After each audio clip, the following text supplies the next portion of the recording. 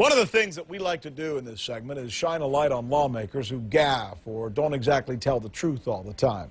We begin Photos today with Michelle Bachmann. Ay, Dios mío.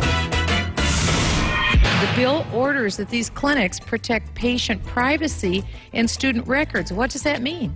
It means that parents will never know what kind of counsel and treatment that their children are receiving. And as a matter of fact, the bill goes on to say what's going to go on. Comprehensive primary health services, physicals, treatment of minor, acute, chronic medical conditions, referrals to follow-up for specialty care. Is that abortion?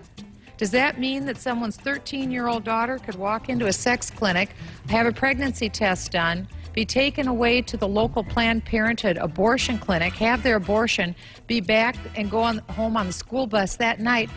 Mom and Dad are never the wiser. If could. Bachmann is a Republican from Minnesota, by the way. And to be clear, we looked into this. Nothing that she is alleging in that soundbite you just heard is actually true. Nothing. We checked. School-based health clinics, or as Bachmann terms them, sex clinics, have been around for some 30 years in the United States. And as far as we've been able to discover, not one of them has ever referred a student to an abortion provider without the knowledge of a parent. Never happened.